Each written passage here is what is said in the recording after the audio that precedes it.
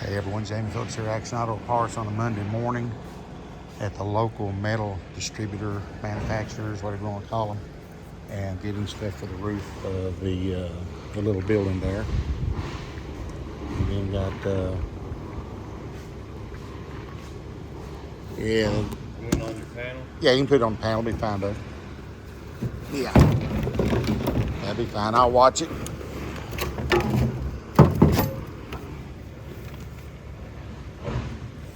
You get the rest of your stuff, the bubble and stuff. Right Yeah, now. all right, thank you.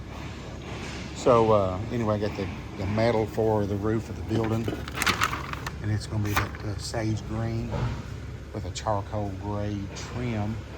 Now this is just for the roof. Once I get the metal for the sides, about 2 or 3 foot up, it'll be a tan, and then the rest of it will be green with charcoal trim. And then I got them to design my building. I'll show y'all that here in a bit. All right, so my wife came out and helped me unload the tin that I picked up this morning. And so they call this Colony Green. I don't know if you can really see. I don't like the real dark green. That's just my opinion. It's really hard to see. It's kind of a sage green, so to speak. So that'll be going on the roof. And I'm gonna go with the charcoal gray trim, which the ridge cap's on one I'm gonna be putting on it right now. And then there's a tan that I picked out, and I'll try to put a picture of it with a sample of this green leaning up next to it in the video. So the whole idea of that is run the tan up about 3 foot, and then the green on up, and then everything will be broken up with the charcoal gray. I had looked at the black, but I just didn't like how it just didn't contrast right to me. It didn't blend. And so I love green. I love the color green anyway, or the most of them. And so everybody got to doing black and charcoal grays and stuff on their buildings. And I first thought that's what I wanted, but then I kept seeing it and seeing it and seeing it. And I was like, I don't know. I just want maybe go something a little bit lighter. And so anyway, when I got out there, this is actually a new color at Tin Man. And they said, we didn't think that stuff would sell and we can't keep it in. So they got it cut for me. It's already pre-cut, 7 foot to do the top. Of course, the ridge cap, you have to get in 10-foot sticks. And I'll have about 6 foot left over, but that's cool. We'll use it on something else.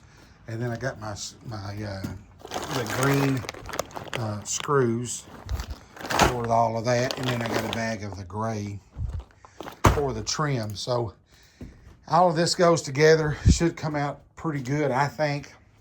I also got my they went ahead and designed my garage and done me a printout and a quote on it. So I'm gonna try to get to the bank one day this week. I kind of swept that building out a little bit. I gotta get somebody now to help me put the roof on it. But I'm gonna get to the bank after I get me a quote on the concrete, which I talked to one of my buddies that does that, and I pretty well know somewhat close to what that's going to be. And so then if nothing else, I'd like to at least get the package, get it put up, concrete down, and get it wired. Then I can get on the inside and try to do some out of pocket on the interior walls. Yeah, I put me a boggin on. Got a little cool today. But on the interior wall, stud up my bathroom, and kitchen, my office, and some things like that. I can do a lot of that out of pocket along the way. And then also add that wiring that needs to be put in. Probably the next bigger expense would be the insulation, because I really want to insulate it good and get a ceiling in it. Now, as far as the ceiling goes, I'm just going to be kind of thrifty, and I'm going to try to get a lot of used barn tin. I kind of want that look on the inside. I've got a bunch of signs I want to hang up, and so I'll probably just be watching Marketplace. I've got a little bit as it is, but I'm just going to probably put, if it's a little bit rusty or whatever, just put it up on the inside, and then hang my signs and stuff up. Of course, it'll have a lot of good LED lights. It'll light it up good. So I can save a lot of money there on the inside parts of it. And of course the two 10x10 garage doors, I'm sure, depending on what style I would love to do full glass, but I know they're really expensive, and then I'd have to tint them. So really where I'm building it, the doors is not going to have morning or evening sun, but still yet I want to get to where you couldn't look in it. So I may go with, 2-3 panels with one with glass and then up, because I can't get too crazy on this Mondays because it's high enough as it is. But I'm going to show you the kind of the drawing of it, and kind of there it is. It's I can do this with one hand and hold the phone with the other. So it's going to be 60 foot and then 40 foot up the sides, 2 10x10 doors with a 3-foot walk-in door in the middle, and then it's going to have a 14x20 porch. And under that porch is another walk-in door, and then there'll be a window. And I may end up adding a window on the side up toward the front. I haven't made up my mind. I definitely don't want any in the back, because that's going to back up to the road. I don't want people going down the road being able to look in. I want the other reason why I want to do it this way is so it's going to face this driveway. So once I close and I lock the gate, I can actually be out in the garage with the doors up and in there doing something. And if people drive by, they can't tell if I'm out or not. That way, maybe they won't bother me as much at night about wanting to get in after hours. Because I've got to start getting, when I do this and live here, I'm going to have to get firm on the hours, or they'll be waking me up in the middle of the night wanting car parts. And as much as I love selling parts, I can't afford all of that. So, but anyway, 6x6 post, every 8 foot, 4 foot on center with the trusses. Yeah, and so it's it's going to be a good building if I can pull all this off. And that right there was about a little under 15 grand for that package, and everything comes with it. Now that don't include the doors or nothing, because I want to pick those out myself.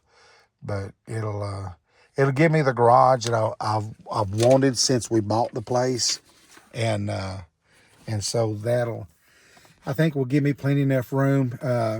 Where that porch is at, it's going to be 20 foot wide. So on the inside, that 20x40 is going to be petitioned off from the rest of the garage.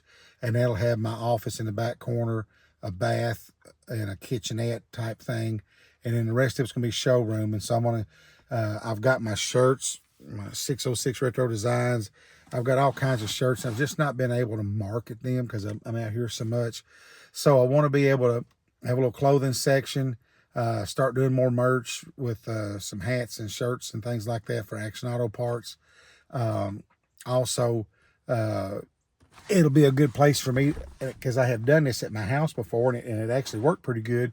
But I can stock some oils and antifreeze and fluids and stuff like that. And people that's up here, say, well, hey, while I'm here, let me get this. And even the neighbors and stuff, it'd be closer for them. I can buy it in bulk and still make a little bit on it, but it's just one of them impulse buys. But also different other little things, like I've got this pair of 2010 Dodge Nitro taillights in the back. I've got them listed on Marketplace, but I'm going to have some shelving, so smalls like that, that's already kind of pulled, I can still have them online, but just have them on the shelf so people see them when they come in. Now that 20x40 is going to have a flat ceiling, and actually the other 40x40, we're going to go a scissor truss, so it's going to have 11-foot walls. Then the scissor truss is going to add me another couple feet or so I can put a lift in one bay, and I've still got plenty of room for all that. So it's got it as the walls as close as I could get them, and but still be able to get a lift and stuff in it. And of course the other expense will be my heat and stuff in it. Of course my buddy Kenny Hensley, I'll probably get with him when we do it and look at some mini splits. That'll probably be the last thing that I get done, but put a good size one out in the garage So I have heat and air, but then in that 20 by 40 room where my office and stuff is at, put one there instead of have two, I'd say would be what I'd like to do. So yeah, wish me luck. I hope that with the monies I've got that I can pay down. I've got, and I'm not bragging, I've probably got enough right now off of that house I sold. I could pay for this package, pay for it in cash. So I still need to get the money, but I'd rather keep a couple thousand of that. But if I go in with that and then I say, well, I need 10 grand for the concrete and, you know, 6 grand for the electric, whatever it is, probably more like 10 because I want to bury it underground. So if I go in, I need 10 for concrete, 10 for the electric, and then the labor, we kind of got an ideal, and ironically, it's going to be about 10 grand. So there's 30.